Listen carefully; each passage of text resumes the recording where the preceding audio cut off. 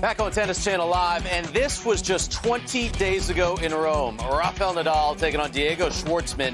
And for the Argentine, Martina, this was the biggest win of his life. Had never taken a match against Nadal. Had only taken one set, in fact.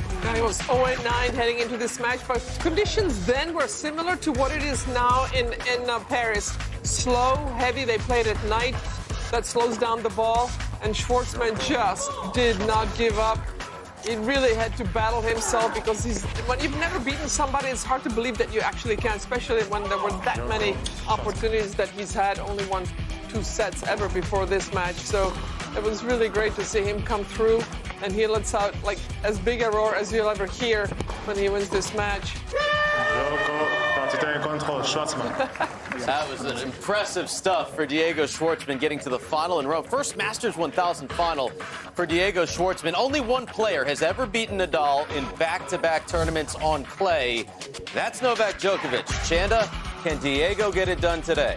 It's going to be a completely different story trying to beat Nadal 3 out of 5 sets, but it helps that he finally got the win in their very last meeting. And you combine that with the confidence that Schwartzman has, the way he closed out his quarterfinal match, the opportunities, and he struggled, but he got through it. I think all of those help a player mentally and emotionally coming into a match like this one, but it's not going to be easy. Oh, win or lose, Schwartzman going to break into the top 10 Monday for the first time in his career. Earlier this year, Novak Djokovic beat Stefanos Tsitsipas straight sets to take the title in Dubai. That got him to 18-0 on the year, Chanda. Yeah, we started talking then about whether Djokovic could go the entire season undefeated. That's not quite going to happen, but this was a fantastic win. Djokovic just almost Gumby out there, so elastic, recovering, closing off the court. Held serve when he needed to, broke Tsitsipas, all 3 breakpoint opportunities. This was just a clean effort from Novak Djokovic. This is when he was at the top of his powers, still is really, and Novak Djokovic started the season so strong. That was his final match until the restart. Martina, here is the head-to-head, and Tsitsipas has gotten a couple wins.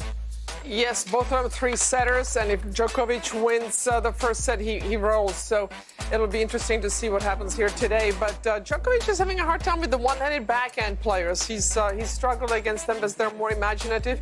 But you saw that match point. Djokovic is the backhand down the line. For me, that'll be the deciding shot today.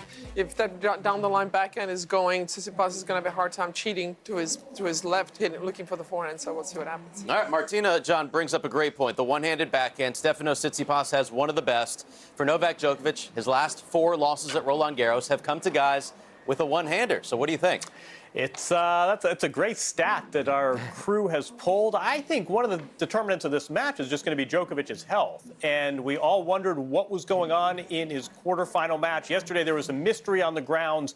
He apparently had canceled a practice, but then we learned it was just delayed. And here, this is just moments ago, back to practicing. Say this, the man can accessorize. But I think this injury seems to be one of these injuries that comes and goes. I mean, obviously, he played a lot better in the quarterfinals at the tail end of that match than in the beginning. We'll be looking and seeing if there's kinesio tape, and we'll be looking to see his serving percentages early. I'm also just blown away, though, by Tsitsipas's recovery. I mean, he lost the first 2 sets that he played in this tournament. It looked like another existential crisis, and all of a sudden he's been gangbusters. I also think clay really suits his game. The reach, that extra moment he has to breathe, especially on the return. He has looked so comfortable on this surface. This should be a tremendous match, guys.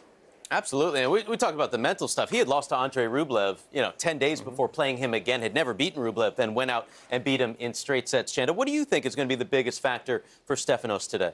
I think just getting comfortable as early as possible. This is his second major semifinal, so hasn't had quite the experience, of course, of Djokovic. But, trying to settle in, get back to the way he ended playing his quarterfinal match. I mean, he's playing so well. He's seeing the ball early. He's been quick off the mark. And also just trying to be more aggressive. I think pushing forward when he can. It's not going to be easy, of course, against Djokovic, who returns so well, defends so well, but he's got to take his chances in that department as well. Well, we saw earlier the roar from Diego Schwartzman when he beat Rafa Nadal to get to his first Masters 1000 final. Well, he's been partying here in Roland Garros as well. Check this out, Martina. The dance when you reach your first Slam semi. Is that what you were doing back in the day? Well, we would have been had we had social media. Then you kind of show your moves. But yeah, he has to feel so good. What a great Italian Open, and now semifinals here. So, yeah, you can keep dancing, baby. Moving and grooving. They love Diego. He is such a favorite amongst the players, John. But it is tough to beat Rafa back-to-back. So today, for Diego Schwartzman, what are his chances against Nadal, the 12-time champion? Yeah, Martina raises a good point about let's not conflate best of 3 with best of 5. He's had some success against Nadal on this court. He took a set off of him 2 years ago. But I think one thing that's interesting, we showed that video and had a lot of fun, but I think Diego Schwartzman really benefits from the conditions here, not just the soggy court, but also sort of the larger global conditions. Usually a player like that scores a breakthrough win. He gets to his first semifinal, and he'll have to do media back in Argentina, and parents will be flying in, and there's a lot of chaos in the interim. In COVID times, he doesn't have those distractions. So if dancing on social media is about the most publicity he gets for that win, I think that really benefits him because it can be very disorienting for players that have a breakthrough in the middle of a tournament and other circumstances. That's a great point. And Chanda, when you think about when he did take that set off of Nadal here, it was conditions like this. The roof, there was no roof, so it was open, and it was a little cooler, and it was moist conditions. That's what we've got today. Yeah, we'll see kind of how things shape up. I mean, it feels pretty calm. It feels like it's not as bad today, and so that certainly helps Rafa Nadal. But I think Diego Schwartzman has the benefit of having just beaten Nadal, plus not having the pressure of this match. I mean, he's not expected to win. Everything is upside for him. And when you consider the place that he's in mentally and emotionally, I think that could help him. And just throw it all out there. I mean, Schwartzman, he moves so well. He's so comfortable on this surface. And, if he can do it anywhere, why not here? It's going to be physical. Schwartzman likes to take the ball early. Again, 2 years ago, where the ball bounced changed so much from day to day. When it was bouncing low, he was up a set and a break. Again, similar conditions with his height. That makes all the difference. He's going to have to keep taking that ball early, take away time from Nadal. But 3 out of 5, man, that is a tall mountain to climb. But toughest test in sports to beat Rafa Nadal 3 out of 5 on clay. It has only been done twice in the history of man. All right, by popular demand, we want that dance again. Is this the salsa? What is this, Chanda? You know all the moves. That's just like a two-step to me, Steve. Okay. I like it. I'm with it. Diego shuffle. The Schwartzman shuffle. That's what we got going on, leading up to first ball here on Tennis Channel.